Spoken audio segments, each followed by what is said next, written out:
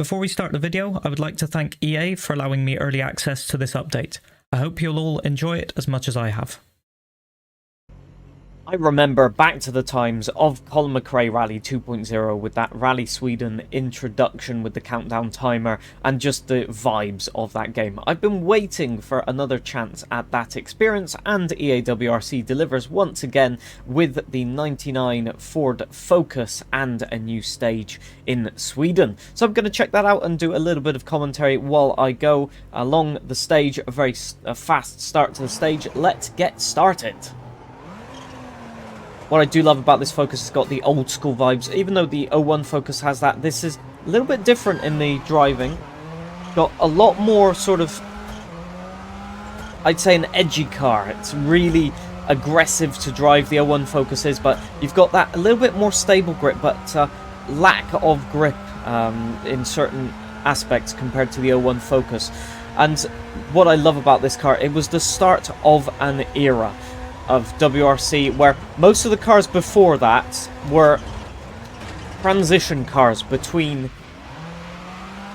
the Group A regulations, like a hybrid car like the Impreza 97 was, which Colin McRae drove also, but this car marked the start of the era with Ford transitioning from the Cosworth, Escort Cosworth, to the Ford Focus, which was a entirely new design for the WRC regulations. And this car was the beginning of a revolution of cars, including the 206 WRC, which has a new livery in this update as well, but a whole host of other cars which are in game also. And it was definitely my favourite era of the WRC, and probably a lot of other people's favourite eras of the WRC as well. As you can see, conditions very, very bright in this stage. You really have to pay attention to the snowbanks to see where you're going, and I guess that is a brilliant thing, really, because it's something that the drivers have to deal with in real life. They have done a few settings adjustments compared to the game launch, so the snow isn't unbearable now. You can see where you're going, so brilliant updates, but that was done in the past, and they've kept that update for these stages as well. But yeah, difficult start to this stage, and you can feel that the aerodynamics aren't as advanced as maybe the Zara and definitely cars like the C4, for example. So it's very, very nice to have a car that you can really chuck into the corners old school style, and we're still getting way up into the 190s, maybe even 200. Can we get 200? Yes, there we go, 200. Briefly, as I brake for the corner, which I've overshot a little bit, tapping snowbanks. Snowbanks, I may as well talk about the snowbanks briefly, in that they are a little bit more forgiving. They're a bit softer, and as you can see, they've got a curve to them a little bit, so you can go up the snowbanks a little bit without completely puncturing the tyre or damaging your car, which is really good in my opinion, because I'm not an expert on driving on snow, as you can probably tell. Yeah, did I need to demonstrate that? No. We've recovered it though. Yeah, it's very, very nice stage, very technical stage, this Umeå stage. So very different to what we have in Rally Sweden of yesteryear, the stages that are already in game. But I must say, the grip levels on these junctions are very, very deceptive.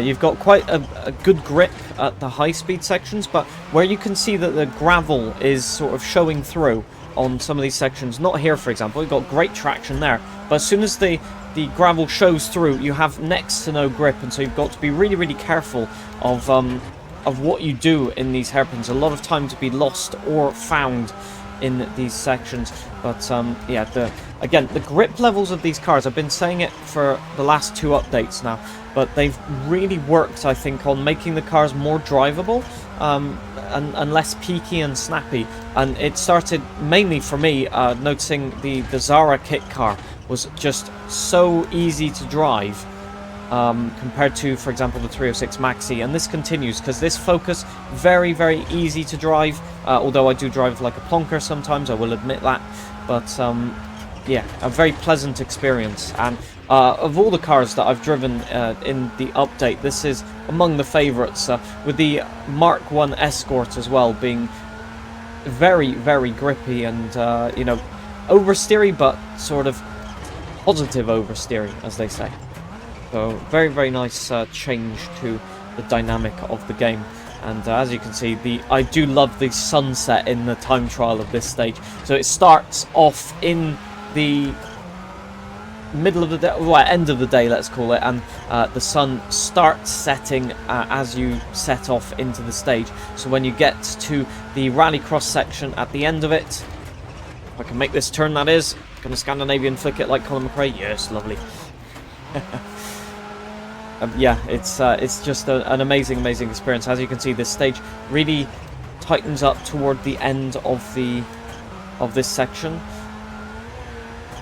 So it's a very, very nice driving experience, but one that's flat out. And this car rewards you for driving it just sideways all the time, as Colin McRae would do. And I'm very, very happy with it, that's for sure. And this is on default setup as well. Must admit, default setups I think have had a little bit more fine-tuning in the recent updates, because it's just so much easier to get the cars rotated. They've got less understeer,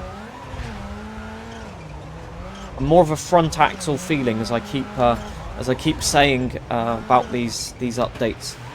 Feels like you're steering car from the front steering rather than pivoting from the center, which is a very good update. Across the line, past the diggers there. Across the line, lovely stuff. I love it. It reminds me of yesteryear, where I was power sliding on Colin McRae Rally 2. And yeah, it brought a huge smile to my face. So I hope it brings a smile to your face as well. And yeah, please feel free to check out all of the additional things that they've brought to this game, and indeed feel free to check out my reviews on the content as well. So thank you ever so much for watching. I hope the nostalgia comes back to you as well when you drive this car on these stages. And yeah, see you next time. Thank you ever so much for watching. Bye bye for now.